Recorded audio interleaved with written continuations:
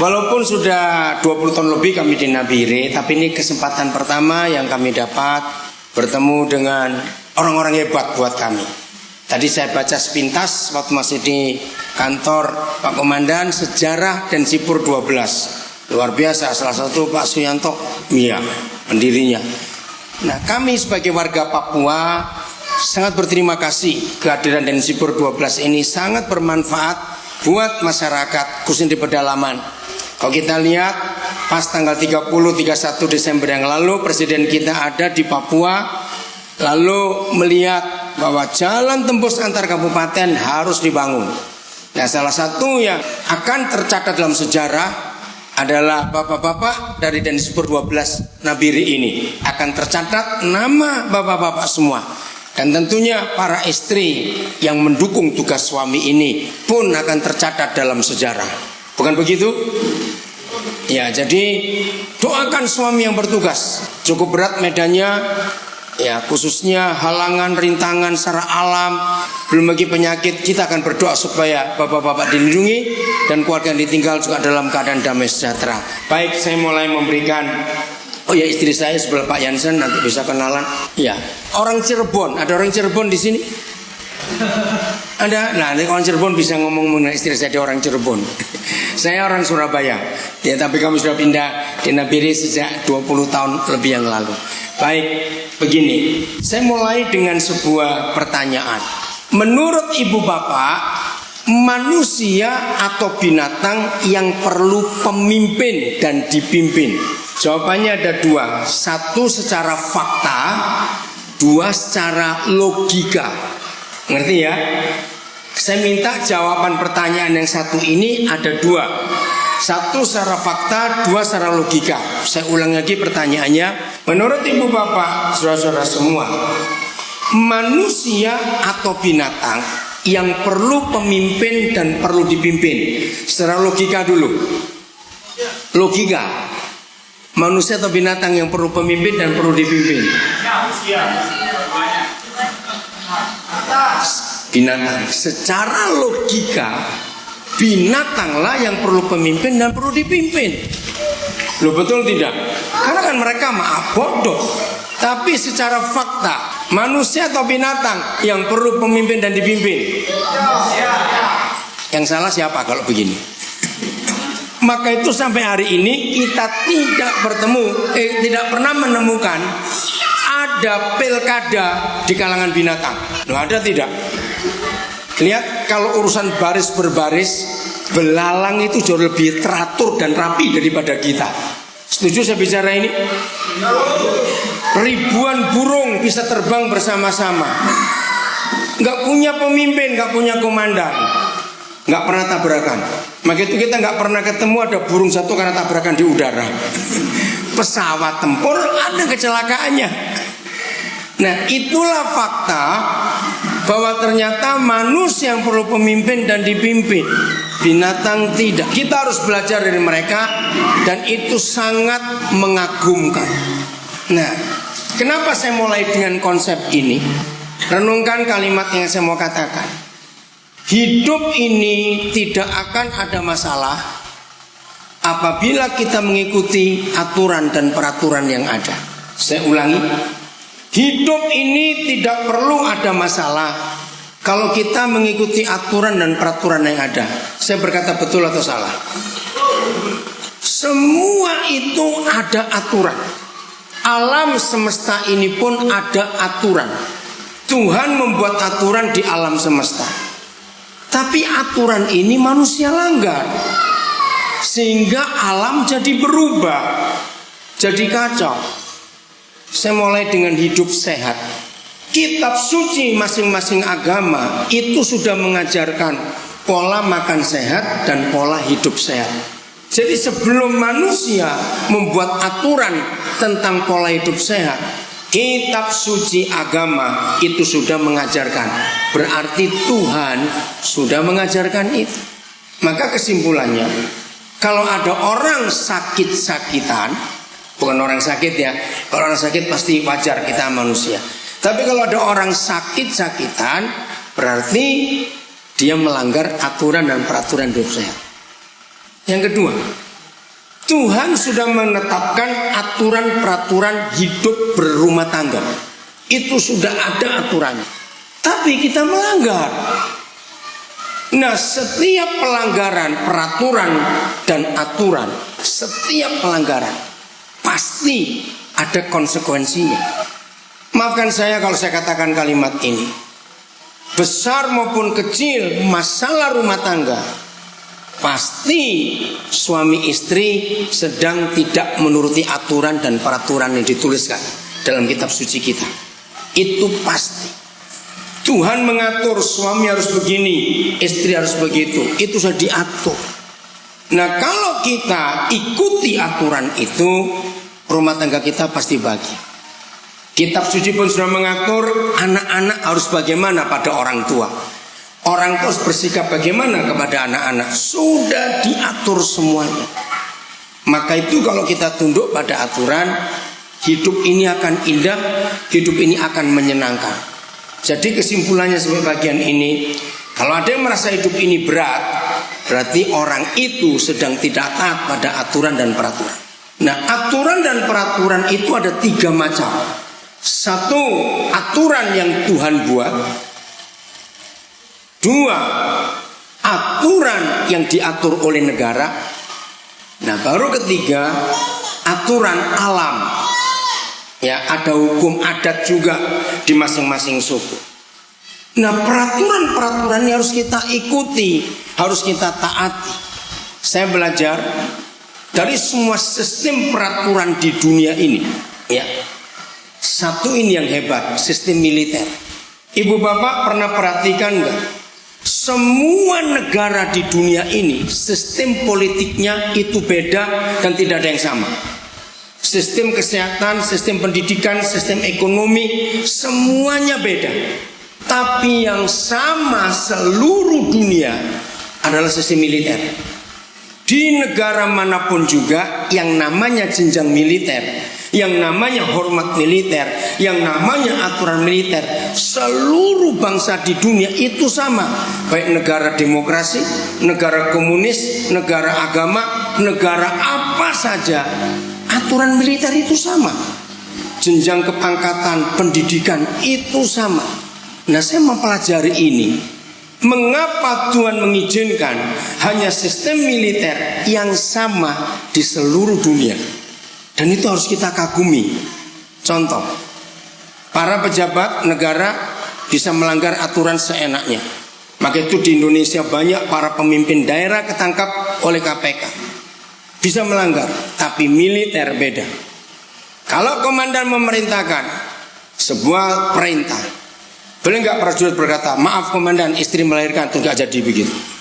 Ngerti maksudnya? Ini sistem yang luar biasa.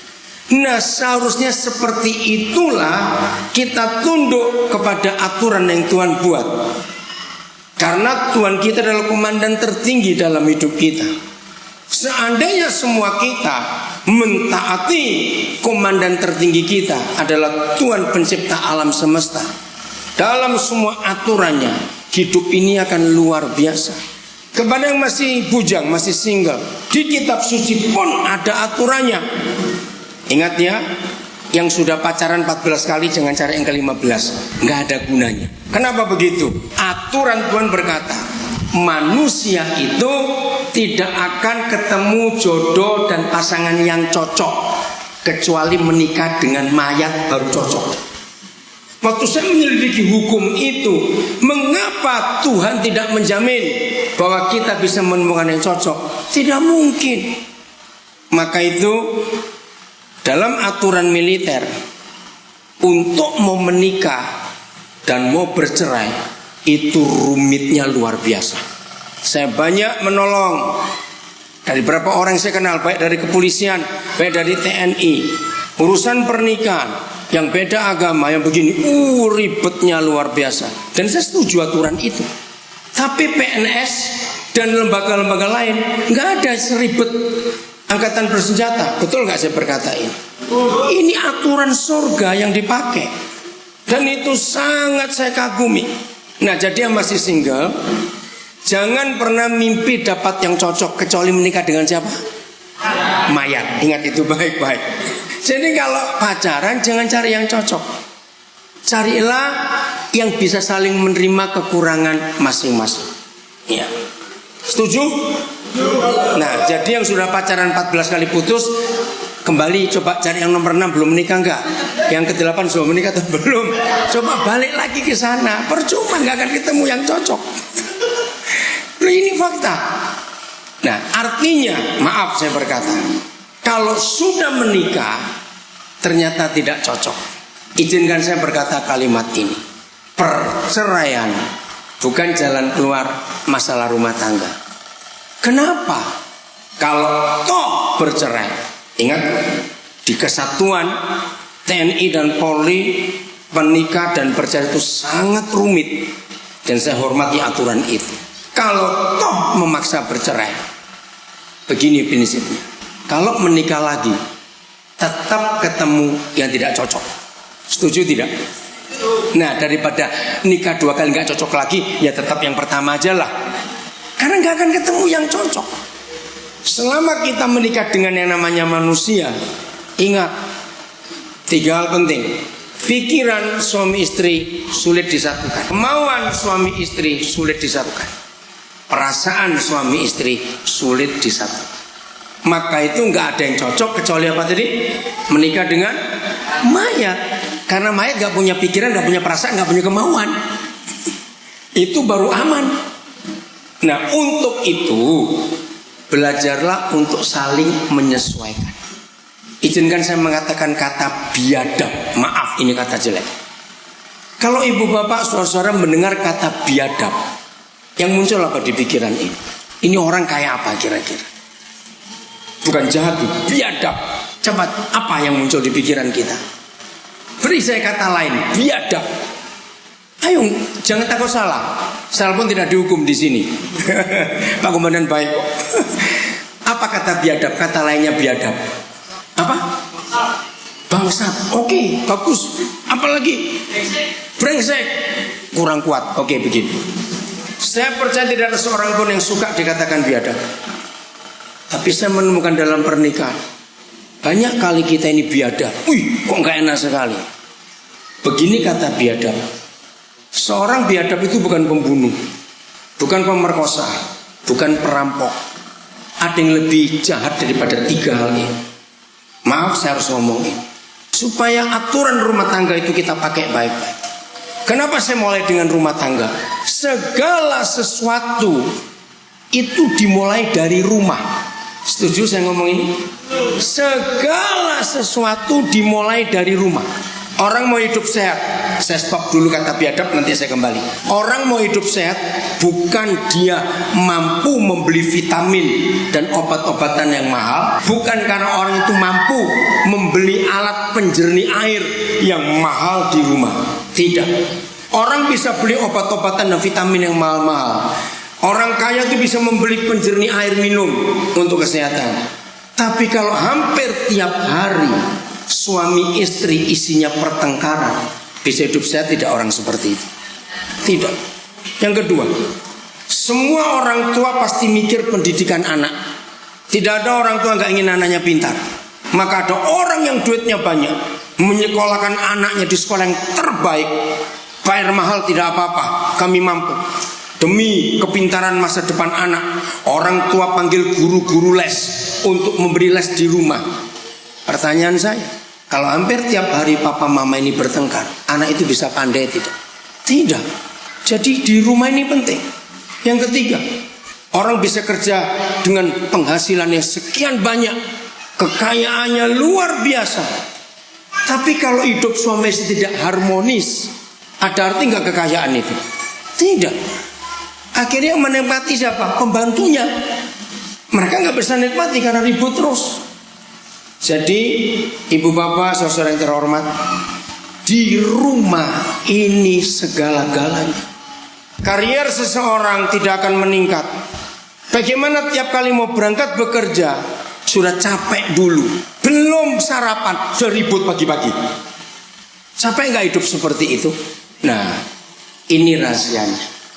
Kami menikah tahun ini tahun yang ke-23 pernikahan kami. 23 ya? 24. Oh ya 2016 ya sudah. tahun ke-24. Bukan kami nggak ada masalah. Walaupun kami pendeta, ada masalah. Namanya manusia. Pokoknya nggak ada ketemu yang cocok. Nah, ini yang kami pelajari. Ternyata sumber masalah terbesar dalam pernikahan kita. Maka itu yang masih single, catat ini baik-baik. Jangan coba-coba cari yang cocok, nggak akan ketemu. Sumber permasalahan terbesar dalam rumah tangga adalah ketika yang satu, entah suami atau istri, nggak suka kalau yang satu buat salah. Wajar bukan? Siapa mau disalahin? Kita nggak suka. Tapi ini masalahnya. Sebelum kita tidak suka kepada pasangan kita yang bersalah, periksa dulu. Saya mau beri 3 pertanyaan. 1, kemarin-kemarin kita pernah salah tidak? Jawab, kemarin-kemarin kita pernah salah tidak? Salah, sering yang betul. Loh betul, sering atau pernah? Ya sudah, 1. Betul? Yakin? Awas ya, pegang. Nomor 2, hari ini misalnya ada orang di antara kita pagi-pagi bangun, sembahyang dulu, terus berkata, Tuhan, sepanjang hari ini saya mau menjaga hidup saya untuk saya tidak berbuat salah. Sambil pegang mulutnya, aduh saya mau hati-hati bicara, jangan sampai salah. Pegang telinganya, jangan sampai salah dengar ini. Pegang dahinya, jangan sampai salah pikir, salah sangka. Walaupun ada orang begitu berhati-hati, sepanjang hari ini nggak ingin salah. Pertanyaan saya, dia bisa salah atau tetap nggak bisa salah? Tetap salah, namanya manusia. Betul? Jadi walaupun kita berhati-hati untuk tidak salah, tetap salah, namanya manusia. Ini yang luar biasa. Jadi hari ini bisa salah atau tidak? Bisa. Yang ketiga, besok, lusa, minggu depan bisa salah tidak? Betul? Nah, kalau kemarin-kemarin kita sering salah, hari ini masih bisa salah, besok pun pasti akan salah. Ini yang saya katakan biadab. Kalau dia memaksa orang di sampingnya nggak boleh salah. Setuju? Loh, saya tak setuju. Jadi biadab itu bukan perampok, bukan pembunuh, bukan pezina. Kita seringkali biadab pada pasangan, memaksa yang di samping kita tidak boleh salah. Maka kesimpulannya, ada nggak manusia yang nggak bisa salah? Ada, mayat. Maka itu saya balik lagi, menikah yang cocok hanya dengan mayat. Maka kalau ada kesalahan dalam pernikahan kita, yang walaupun kita tidak suka ada orang salah, tapi dengan menyadari aku juga sering salah, bisa salah dan akan salah, maka kalau pasanganku salah, harusnya kita tertawa. Kenapa kita tertawa? Kalau pasangan kita salah, kalau kita suami, istri kita salah, suami harus tertawa. Kalau istri merasa nggak salah, suami yang salah, istri pun harus tertawa. Kenapa harus tertawa? Kalau pasangannya tahu salah. Kenapa? Iya, bukan biadab, bukan bisa salah. Berarti kita sama-sama ya. Betul? Kalau setiap kesalahan dalam pernikahan kita lakukan dengan ya ternyata sama kita dua ini. Aman tidak rumah tangga itu? Aman. Maka itu buang konsep dalam hidup kita. Kalau aku menikah, istriku, suamiku harus tidak boleh salah. Ini biadab. Dengan kesadaran diri sendiri sering salah, bisa salah, dan akan salah. Biadab kalau kita memaksa yang di samping kita nggak boleh salah. Itulah manusia, punya kelemahan. Nah, saya merenungkan apa yang menyebabkan kita nggak bisa terima keadaan ini. Sederhana, saya bedakan dulu. Salah satu perbedaan yang paling menyolok antara manusia dengan binatang. Ya, sekali lagi kita masih pada topik kenapa manusia perlu pemimpin dan dipimpin, binatang tidak. Pada logikanya mereka yang perlu pemimpin daripada kita. Nah, kita belajar ini. Perbedaan yang mencolok antara manusia dan binatang adalah ini. Manusia dan binatang punya pikiran. Oh, kalau binatang nggak punya pikiran, mereka nggak bisa jaga alam seperti ini. Tapi bedanya, manusia punya memori. Binatang tidak punya memori.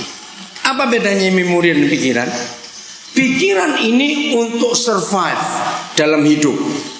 Ya, kalau saya meneliti binatang itu luar biasa. Coba buktikan. Menurut ibu bapak saudara-saudara, binatang atau manusia yang lebih pintar?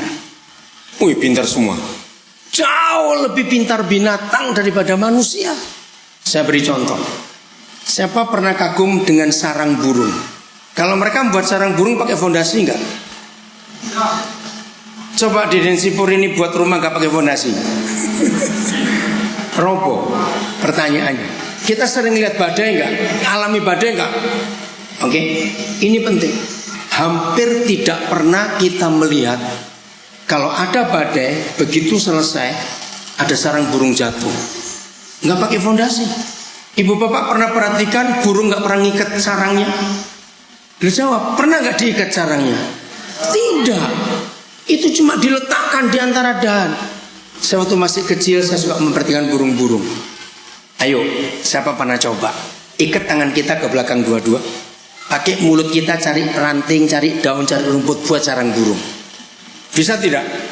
Hanya pakai paruhnya. Saya tuh bayangkan begini. Kira-kira sampai berapa kali dia terbang mundar-mandir meletakkan rumput kering, ya, ranting atau apa, itu sampai banyak nggak jatuh-jatuh. Itu sulit. Dia cari satu, taruh di dahan. Begitu balik kok sudah nggak ada lagi. Karena kena angin. Nah, saya belajar waktu badai selesai, sarang mereka nggak jatuh. Di situ saya kagum. Tuhan itu berfirman, belajarlah kepada burung. Nah, itu saya ajari. Maaf ini kalau saya nyentil yang bujangan lagi, jangan tersinggung. Belajarlah kepada burung. Salah satu yang kita pelajari dari burung adalah ternyata tidak ada burung jantan kawin sebelum dia buat sarang dulu. Jawab ya atau tidak? Loh, saya ulangi ini dengar. Ternyata tidak ada burung jantan kawin sebelum sarangnya selesai. Ya atau tidak? Maka itu kalau punya anak gadis, terus ada cowok dekati, ajari anak gadis kita pertanyaannya, tanya cowokmu sudah punya seng berapa lembar. Artinya apa itu punya seng berapa lembar? Kalau jawabannya baru punya 2, itu kuburan. Maaf. Kalau saya dijawab, pertanyaan saya, sudah punya genteng berapa ratus? Artinya sudah punya apa? Rumah. Nah, itu pelajaran dari burung. Waktu saya masih kecil saya sempat iri hati pada burung untuk membuktikan bahwa binatang lebih pintar dari manusia. Siapa yang tahu dan yang belum tahu supaya tahu hari ini bahwa sarang burung tidak pernah dipakai untuk kedua kali. Betul atau tidak? Loh, ya, betul atau tidak? Saya tuh mikir gini loh, burung sombong betul kamu. Karena saya lihat sarangnya masih bagus, nggak dipakai. Begitu betinanya mau bertelur, dia buat sarang baru. Nah, ini yang keren. Siapa pernah ketemu konglomerat? Sebelum menikah buat rumah dulu. Begitu menikah, rumah selesai mereka menikah. Istri hamil, anak lahir. Anaknya besar, rumahnya dibuang. Ada nggak? Berarti siapa lebih hebat? Manusia atau burung? Burung. Nah, itu yang Tuhan ajarkan kepada kita. Ada aturannya semua. Begitu yang bujang-bujang, jangan mikir menikah dulu sebelum ada tempat berteduh. Nggak harus beli, nggak harus beli. Ngontrak juga boleh, pinjam juga boleh, asal ada sendiri. Jangan bilang, oh nggak apa-apa, nanti saya tinggal di taman mertua indah. Awas bilang begitu. Tidak boleh. Karena bagaimanapun juga mama mertua dengan menantu perempuan sulit akan cocok. Ingat itu baik-baik. Oke, ini aturan dari alam, dari manusia. Setuju ibu-ibu? Nah, itu dia harus tahu gitu. Oke. Jadi inilah aturan alam buat. Maka itu saya kembali lagi. Apa saja yang terjadi di rumah kita itu mempengaruhi karir kita di luar rumah. Ingat itu baik-baik. Maka itu yang sudah menikah, keharmonisan harus kita jaga. sederhana sekali untuk menjaga keharmonisan adalah saling mengampuni. Cuma satu itu aja, saling menerima kekurangan kesalahan orang lain. Modal pernikahan bukan uang. Modal membentuk rumah tangga bukan deposito. Modal pernikahan dan membentuk rumah tangga cuma satu, saling percaya. Setuju? Saling percaya ini jauh lebih penting daripada hal apapun untuk membentuk pernikahan kita. Sebuah rumah tangga sudah bercerai tidak perlu ke pengadilan kalau timbul rasa curiga di antara dua orang ini. Renungkan kata-kata ini, saya ulangi lagi. Sebuah pernikahan tidak perlu ke pengadilan untuk bercerai. Tapi kalau di antara dua orang ini timbul curiga, itu sudah cerai. Karena nggak percaya lagi. Nah, yang lebih celaka di dalam banyak pengalaman kami hidup ini, berapa banyak rumah tangga berantakan gara-gara percaya SMS. Pernah dengar nggak ada rumah tangga kacau gara-gara SMS? Nah, itu kan bodoh sekali. SMS itu gratis kok dipercaya. Betul-betul, semua kita bisa SMS ngaco nggak? Lo bisa nggak kita menggoda teman kita pakai nomor yang lain? Ibu, saya lihat bapak tadi di Luki lo, kok gandeng cewek lain? Bisa nggak kita buat SMS seperti itu ke teman kita? Bisa. Nah, kalau teman kita ini percaya SMS itu lalu ribut dengan suaminya, bodoh sekali, maaf saya berkata. Maka itu modal utama pernikahan adalah kepercayaan. Apalagi, maaf ibu-ibu persit, jangan tersinggung kalau saya ngomong ini, toh saya juga belum kenal. Seandainya dalam tugas-tugas suami, karena tugas sehingga harus pisah jauh, dan apalagi dari Densibur, tugasnya pasti bukan di tempat-tempat yang enak. Ngerti maksudnya? Kalau tempat nggak enak itu nggak ada sinyal. Ngerti nggak maksud saya? Apa? Kalau tahu suami tugas di tempat yang nggak ada sinyal HP, jangan dituntut tiap menit SMS. Oh, betul. Iya toh. Saya mengajar di banyak pernikahan. Maaf jangan tersinggung. Dalam hubungan suami istri, biasanya, maaf ya, biasanya siapa yang lebih sering curiga? Istri atau suami? Maaf, biasanya sebelum biasanya.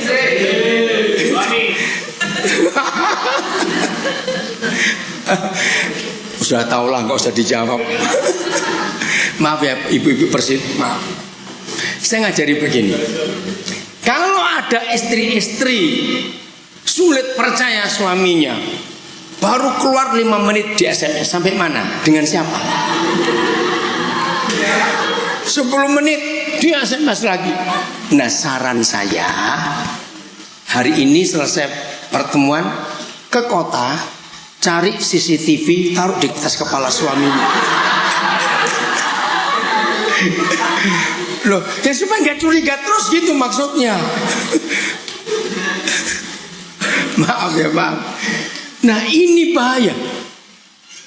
Saya ulangi lagi, modal utama pernikahan adalah apa tadi? Percaya. Jangan dengarkan orang ngomong, apalagi yang tidak bertanggung jawab. Tapi saya minta suami-suami juga beri keyakinan pada istri bahwa apa yang sering didengar dari teman-teman itu enggak seperti itu. Ibu-ibu setuju? Nah, dengar itu suami ya.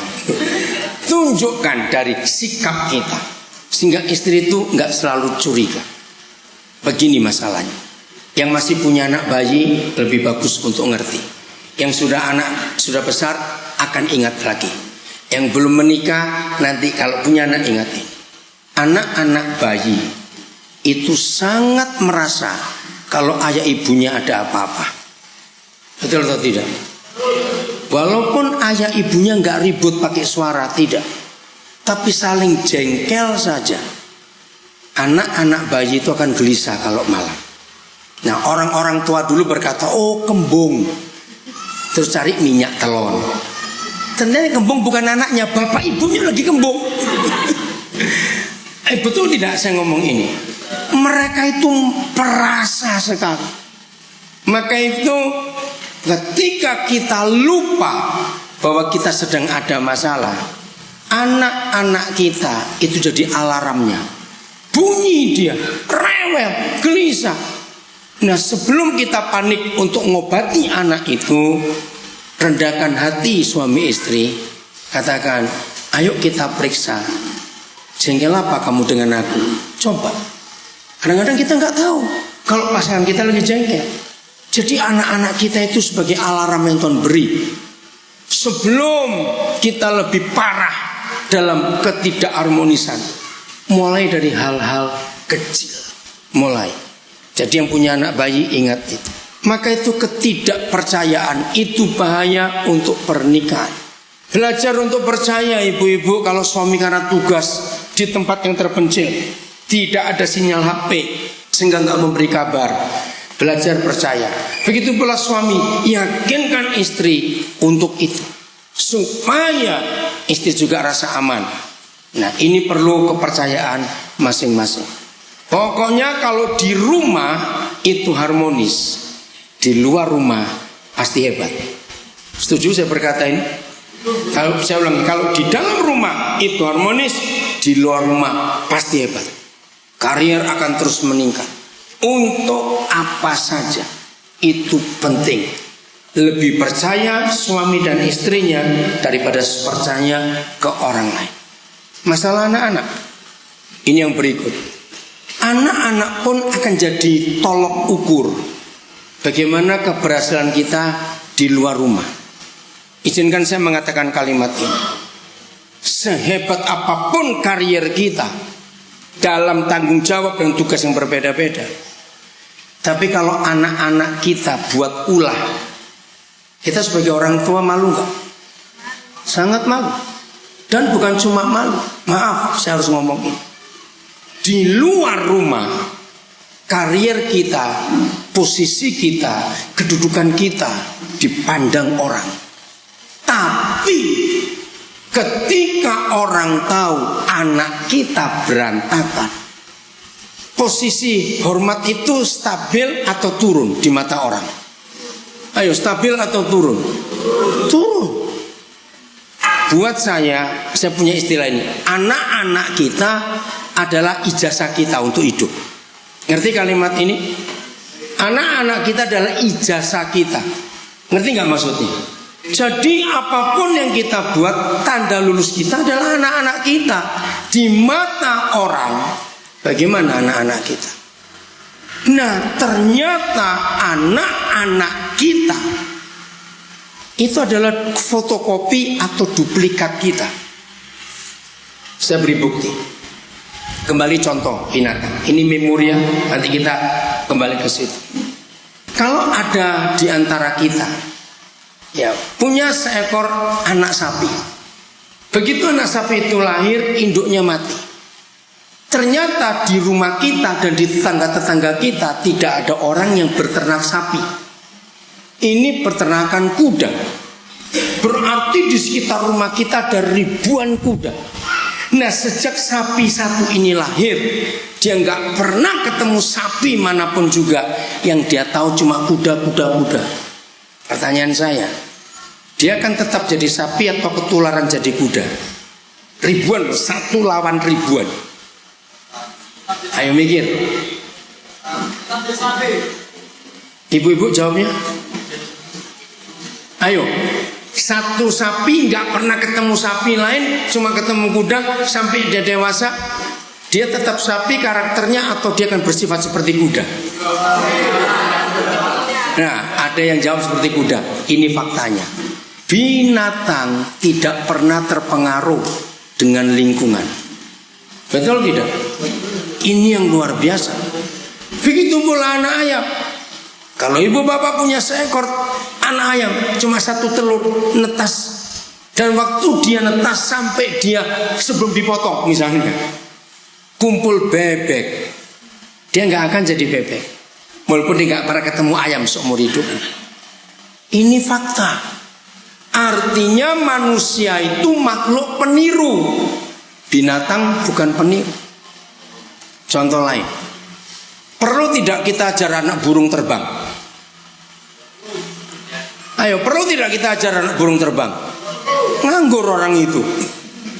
Perlu nggak kita ajar anak ikan berenang? Sama jawab. Perlu kita ajar anak bebek berenang juga? Ternyata anak binatang tidak perlu diajar jadi binatang otomatis. Maaf, tapi anak orang tidak diajar jadi orang, dia pasti jadi orang-orangan. Betul? Nah, pertanyaannya, siapa yang ngajar anak orang untuk jadi orang? Pintar semua, ya orang tua ini. Maka itu begini konsep hidup. Menjadi tua itu otomatis. Maaf, jangan tersinggung. Saya ketemu banyak orang yang takut jadi tua. Terus makan vitamin, makan obat, senam, operasi ini. Aduh sudahlah, saya bilang akan tetap tua. Betul? Namanya manusia kok. Maka itu orang yang paling celaka di dunia bukan orang miskin, tapi orang yang takut tua. Setuju? Sampai orang itu takut bercermin. Aduh, saya nggak boleh wajah saya. Apa hidup ini? Jadi menjadi tua itu otomatis, tapi menjadi orang tua nggak bisa otomatis. Setuju ya? Nah, maka itu anak kita jadi apa? Tergantung bagaimana kita memberi contoh waktu mereka masih kecil. Kepada orang-orang kaya saya marah. Pasti ibu bapak pernah dengar kasus-kasus ini. Orang kaya, anaknya nggak naik kelas. Biasanya ngapain? Nyogok. Saya marah pada mereka.